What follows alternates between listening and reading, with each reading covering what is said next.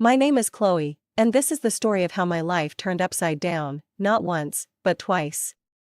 I guess I should start at the beginning.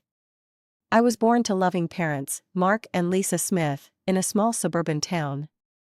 Dad was a journalist, and Mom worked as a nurse. We weren't rich, but we were happy. Life was pretty normal until I turned 12. That's when everything changed. It was a rainy Tuesday evening, and my parents were driving home from a dinner party. I was at home with my grandma, watching some silly cartoon when the phone rang. I'll never forget the chill that ran down my spine when I heard my grandma's muffled sobs from the kitchen. The next few days were a blur. Mom died on impact, they told us. Dad survived, but barely. When I finally got to see him in the hospital, he was a shell of the man I knew. His legs were crushed, and the doctors said he'd never walk again.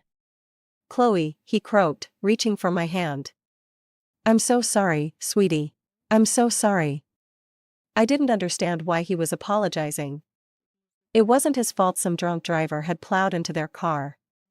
But as I grew older, I realized he was sorry for what our lives had become, for the struggles we'd face, for the mother I'd lost, for the father he thought he could no longer be.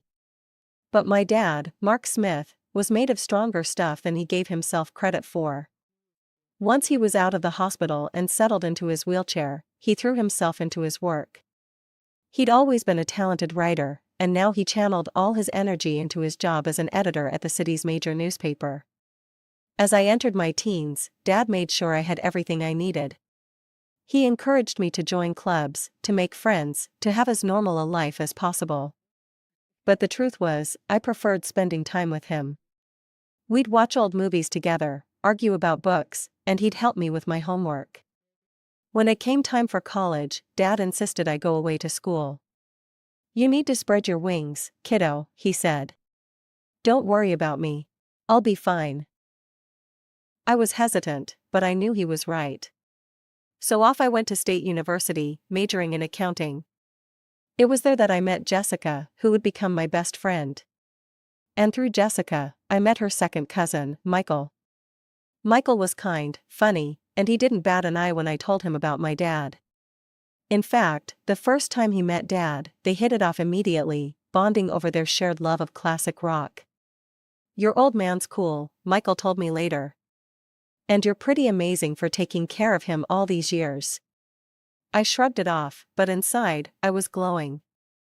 For the first time since the accident, I felt like maybe, just maybe, I could have a normal life. A life with love, laughter, and yes, even a family of my own someday. After graduation, life seemed to fall into place like pieces of a puzzle. I landed a job at the local tax service, and Michael started working as a long-haul truck driver. We dated for 2 years before he popped the question on a crisp autumn evening in the park where we had our first date. I was over the moon, but there was one thing I needed to make clear. "Yes, Michael. But I can't leave my dad. He needs me." Michael's face broke into a wide grin. "I wouldn't have it any other way. We'll all live together. Your dad's apartment is big enough for the 3 of us, right?" The wedding was small but beautiful. Dad insisted on wheeling himself down the aisle to give me away. There wasn't a dry eye in the house. As I stood there, hand in hand with Michael, I felt like I was living a fairy tale. But every fairy tale has its villains, and mine came in the form of my mother-in-law, Karen, and sister-in-law, Emily. From the moment I met them, I could tell they didn't approve of me. "So, your father is handicapped?" Karen had asked during our first meeting, her nose wrinkling as if she'd smelled something unpleasant. "He's disabled," I corrected, trying to keep my tone neutral. "But he works as an editor, Anne." "How nice," she interrupted, clearly uninterested. "Michael, darling, are you sure about this? There are so many nice girls from good families." I felt my face burn with anger and shame. Michael, bless him, immediately jumped to my defense. "Mom, Chloe is from a good family. Her dad's disability doesn't change that. I love her, and that's all that matters." That shut Karen up, but I could see the disapproval lingering in her eyes. Emily, taking cues from her mother, was equally cold towards me. After the wedding, true to his word, Michael moved in with Dad and me. Our life fell into a comfortable routine. I'd go to work at the tax office, Michael would be on the road for days at a time, and when he was home, we'd all have dinner together. But whenever Karen and Emily visited, the atmosphere in our home changed. They'd strut around like they owned the place, barely acknowledging Dad's presence. Once, I overheard Karen muttering to Emily, "It's a shame. Michael could have done so much better. Now he's stuck with this girl and her crippled father. What if they have children? Can you imagine the genes?" I was furious, but I bit my tongue. For Michael's sake, I tried to keep the peace. But it was getting harder and harder. One evening, after a particularly tense visit from Karen and Emily, I broke down in tears. Michael found me in our bedroom, sobbing. Hey, he said, pulling me into his arms. "What's wrong?" "Your mom and sister," I hiccuped. "They hate me. They think I'm not good enough for you because of Dad." Michael's face hardened. "That's ridiculous. You and your dad are my family now. If they can't accept that, it's their problem, not ours." His words comforted me, but I couldn't shake the feeling that this was just the beginning of our troubles with Karen and Emily. As the months passed, Michael's trucking business began to flourish. He was always on the road, crisscrossing the country in his big rig. I missed him terribly when he was gone, but I threw myself into my work at the tax office and spent my evenings keeping Dad company. One crisp autumn evening, as I was helping Dad into bed, Michael called. His voice crackled with excitement over the phone. "Chloe, I've been thinking," he said. "How would you feel about buying a townhouse? It would be easier for your dad to move around in a wheelchair. He could spend more time outside. Plus, you could have a garden. Something to keep you busy when I'm on the road." The more he talked, the more I warmed to the idea. I glanced at Dad, who was pretending not to eavesdrop. "What do you think, Dad?" I asked, putting the phone on speaker. Dad's eyes lit up. "A garden would be nice," he admitted. "And it would be easier to get outside." That settled it. Over the next few weeks, we threw ourselves into house hunting. We finally found the perfect place, a spacious townhouse with wide doorways, a roll-in shower for Dad, and a beautiful backyard. Taking out a mortgage was scary, but with Michael's income and mine, plus the rent from Dad's old apartment, we managed to make it work. We moved in on a sunny Saturday in spring, and I'll never forget the look on Dad's face as he wheeled himself out onto our new patio. "This is perfect, sweetie," he said, his eyes misty. "Thank you." We spent the next few months settling in, making the place our own. I planted a small vegetable garden, and Dad would sit outside for hours, soaking up the sun and fresh air. It was idyllic. Then came the housewarming party. We invited friends, colleagues, and yes, Karen and Emily. The party was in full swing when they arrived, fashionably late as usual. They sauntered in, eyeing everything with barely concealed envy. As we moved through the house, I could see the wheels turning in Karen's head. When we reached the master bedroom, she turned to me with a sly smile. "You know, Chloe," she said, her voice low. "This would be perfect for Michael and me. Why don't you send your father to a nursing home? Then I could move in here." I felt like I'd been slapped. "Excuse me?" "Oh, don't look so shocked," Karen continued. "Your father isn't, well, he's not a whole person anymore, is he? He doesn't need all this luxury. A nursing home would be more than enough for someone in his condition." Before I could respond, Karen marched out to the patio, where Dad was chatting with some guests. To my horror, she grabbed the handles of his wheelchair and started pushing him towards the driveway.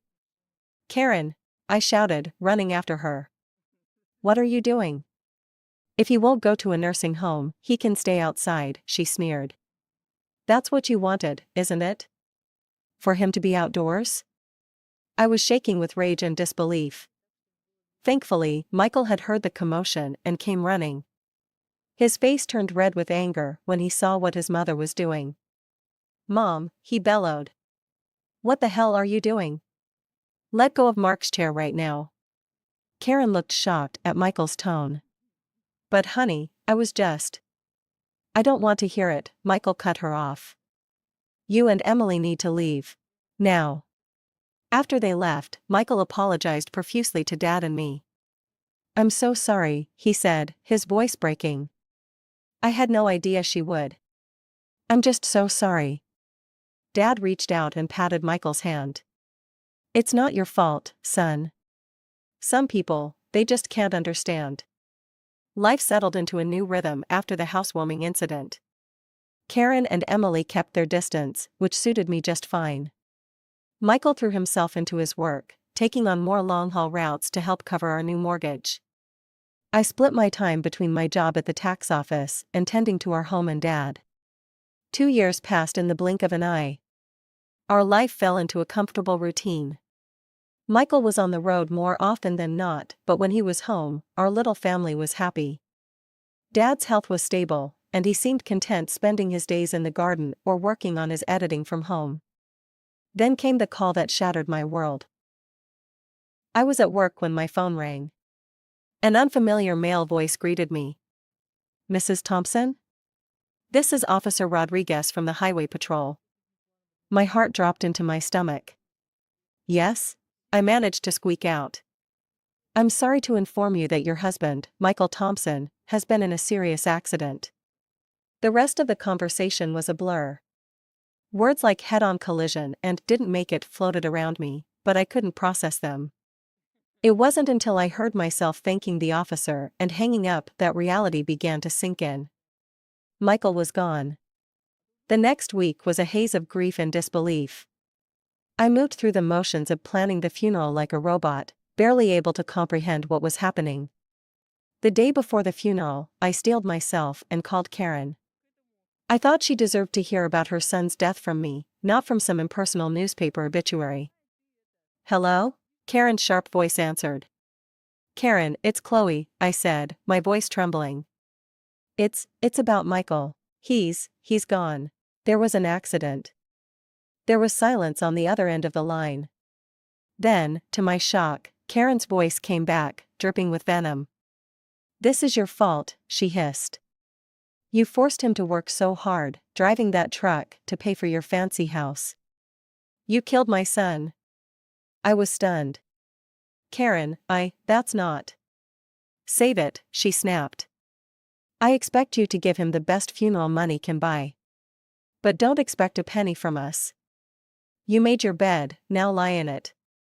The line went dead. I stood there, phone in hand, tears streaming down my face. How could she be so cruel? How could she blame me for this?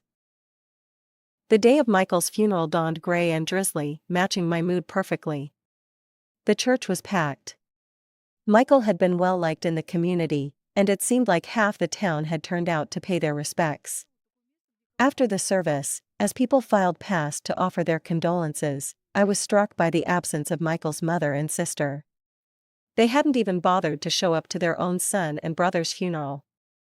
Dad reached out and squeezed my hand. Their loss, sweetie. We're family, and we'll get through this together. As we pulled into our driveway, something seemed off. The lights were on in the house, which was strange, because I was sure I'd turned everything off before we left. Did you leave any lights on, Dad? I asked, frowning. He shook his head. No, I don't think so. As we got closer, I could see movement inside the house. My heart started racing. Were we being robbed? On the day of Michael's funeral, no less? I helped Dad out of the car and into his wheelchair, my mind racing. Should I call the police? But as we approached the front door, I heard familiar voices inside. My blood ran cold as I recognized them. I pushed open the door to find Karen and Emily in our living room, surrounded by boxes and pieces of furniture. What the hell is going on here? I demanded, my grief momentarily forgotten in the face of this outrageous intrusion. Karen turned to me, her face a mask of false sympathy. Oh, Chloe, dear. We're just helping you pack up. After all, you can't possibly afford to keep this place now that Michael's gone. I was speechless. Emily chimed in, her voice sickeningly sweet. Don't worry, you can go back to your father's apartment. It's cozy. I could feel the rage building inside me. Get out, I said, my voice low and dangerous. Get out of my house right now. Karen had the audacity to look offended. This house belongs to us now. All of Michael's property does. We're his real family, after all. Like hell you are, I exploded. Where were you today? At his funeral? Oh, that's right, you couldn't be bothered to show up. Karen waved her hand dismissively. We were busy making arrangements. Now, be a good girl and start packing. We'll need you out by tomorrow. I couldn't believe what I was hearing. These women hadn't shed a tear for Michael, hadn't even attended his funeral, and now they were trying to kick us out of our home? I'm calling the police, I said, pulling out my phone. Karen and Emily exchanged worried glances. They clearly hadn't expected me to fight back. Now, Chloe, Karen began, but I cut her off. No. You have exactly 5 minutes to get out of my house before I call the cops. This is my home. Michael and I bought it together. You have no right to be here. Maybe it was the steel in my voice, or the fire in my eyes, but Karen and Emily finally seemed to realize they'd gone too far. They gathered their things and left, but not before Karen turned to me with a sneer. This isn't over, Chloe. You'll be hearing from our lawyers. The days following Michael's funeral were a blur of grief, anxiety, and paperwork. I threw myself into sorting out Michael's affairs, partly to keep busy and partly out of fear that Karen and Emily would try to swoop in and take what wasn't theirs. A week after the funeral, I received a call from a local law firm. My heart raced as I answered, fearing it was Karen making good on her threat of legal action. Mrs. Thompson, a crisp, professional voice asked. This is James Anderson from Anderson and Partners. I'm calling regarding your late husband's will. I felt a glimmer of hope. His will? I didn't know he had one. Yes, ma'am. Mr. Thompson came to see us about 6 months ago. He asked that we contact you in the event of his passing. I scheduled an appointment for the next day, my mind reeling. Why hadn't Michael told me about this? What did it mean?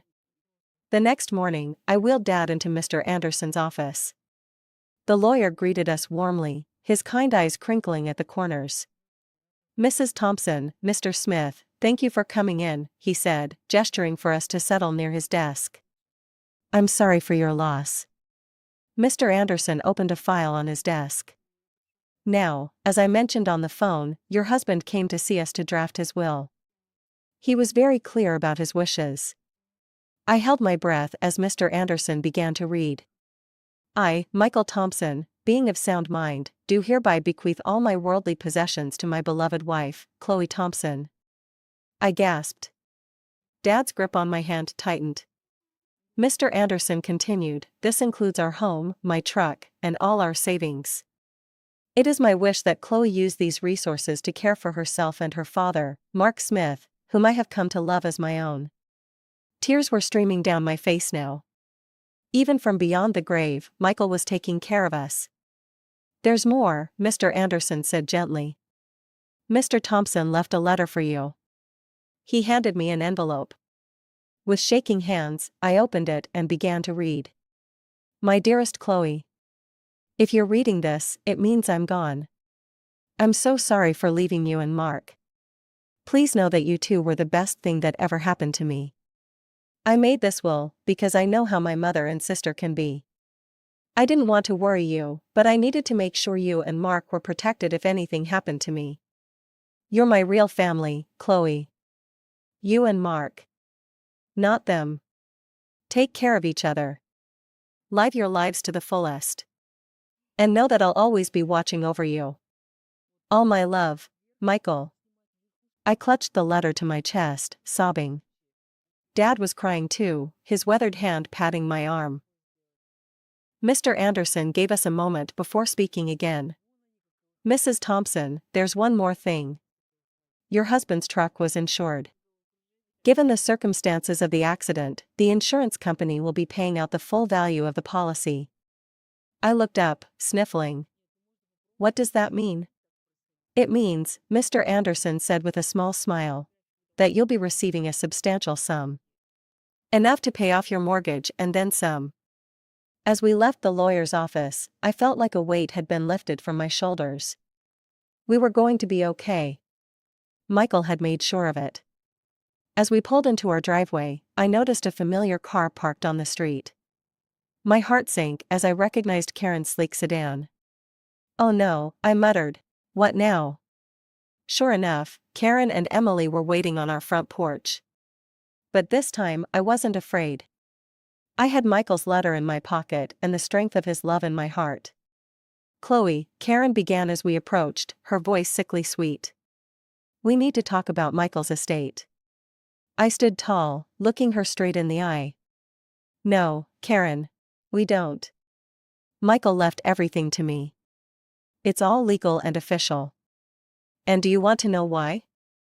Because we were his real family. Not you. Now, please leave. You're trespassing on my property." For once, Karen was speechless. Emily tugged at her arm, whispering urgently. With one last venomous glare, they got in their car and drove away. The weeks following our meeting with the lawyer were a whirlwind of activity. I threw myself into settling Michael's affairs, grateful for the distraction from my grief. The insurance payout came through, and true to Mr. Anderson's word, it was enough to pay off our mortgage, with plenty left over. One afternoon, as I was going through Michael's desk, I came across a small notebook. Curious, I opened it and found pages filled with his messy scrawl. It was a journal of sorts, filled with his thoughts and plans for our future. Thinking about starting a college fund for our future kids, one entry read, "Want to make sure they have the best start in life." My heart clenched. We had talked about having children someday, but had decided to wait until we were more financially stable. Now, reading Michael's private hopes and dreams, I felt a fresh wave of grief wash over me. "Oh, Michael," I whispered, clutching the notebook to my chest. "We had so many plans." That night, I tossed and turned, unable to sleep. My mind kept drifting to the journal, to the future we'd never have. When I finally drifted off, I dreamed of Michael. He was smiling, holding out his hand to me. "It's okay, Chloe," he said in my dream. "Everything's going to be all right." I woke up the next morning feeling different. I couldn't quite put my finger on it, but something had changed. As I got ready for work, a wave of nausea hit me. I barely made it to the bathroom in time. But as the days went by, the morning sickness persisted. At first, I chalked it up to stress and grief. But a small voice in the back of my mind whispered another possibility. Finally, after a week of this, I found myself standing in the pharmacy aisle, staring at pregnancy tests. With trembling hands, I bought one and hurried home. The 3 minutes I waited for the result were the longest of my life. When I finally looked at the test, I saw 2 clear blue lines. I sank to the bathroom floor, a mix of emotions overwhelming me. Joy, fear, grief, hope, they all swirled together in a dizzying cocktail. "Chloe?" Dad's voice came through the door. "Everything okay in there?" I opened the door, tears streaming down my face. Dad's expression immediately changed from concern to alarm. "What's wrong, sweetie?" he asked. I held up the test, my hand shaking. "I'm pregnant, Dad." I fell into his arms, sobbing. He held me, stroking my hair like he used to when I was a little girl. "It's okay," he murmured. "It's going to be okay. You're not alone, Chloe. And this baby is a gift. A piece of Michael that will live on." His words struck a chord in me. This baby was a part of Michael, a continuation of our love. Suddenly, the fear began to recede, replaced by a fierce determination. "You're right," I said, wiping my eyes. "This baby is a gift. And we're going to be okay." Dad smiled, his eyes crinkling at the corners. "That's my girl. Now, let's get you something to eat. You're eating for 2 now, after all." As we made our way to the kitchen, I felt a sense of hope blooming in my chest. Yes, the road ahead would be challenging. But with my father by my side and Michael's child growing inside me, I knew we could face anything. As my belly grew with our child, I found strength I never knew I had. Dad was my rock, always there with a kind word or a helping hand. We settled into a new routine, just the two of us, eagerly anticipating the arrival of the newest member of our little family. One sunny afternoon, as I was tending to the garden Dad and I had planted together, I heard a car pull up. My heart sank as I recognized Karen's sedan. What could they possibly want now? I made my way to the front of the house, one hand instinctively cradling my swollen belly. Karen and Emily stood on our porch, looking uncomfortable and slightly desperate. "Chloe," Karen began, her voice lacking its usual sharpness. We need to talk to you." I raised an eyebrow but said nothing, waiting for her to continue. Emily chimed in, her eyes darting around nervously. "We've hit some hard times. We were wondering if we could stay in your father's old apartment. Just until we get back on our feet." I couldn't believe what I was hearing. After everything they'd put us through, they had the audacity to ask for more? "I'm sorry," I said, my voice firm but calm. "That's not possible. I don't want to communicate with you anymore." Karen's eyes narrowed as they fell on my pregnant belly. Her face contorted with a mix of shock and disgust. You're pregnant?" she spat. "Already? You little prostitute. I can't believe you've already found a new man. Michael's body isn't even cold in the ground." I felt a surge of anger, but I pushed it down. I didn't make excuses and say that it was Michael's child. I didn't want my baby to have such a grandmother and aunt. Instead, I smiled, a small, secretive smile that seemed to unnerve Karen even more. "My personal life is none of your concern," I said calmly. "Now, I think it's time for you to leave." Karen looked like she wanted to say more, but something in my expression must have stopped her. She turned on her heel, grabbing Emily's arm. I watched as they drove away, feeling a sense of peace wash over me. I had stood my ground, protected my family, and maintained my dignity. Michael would have been proud.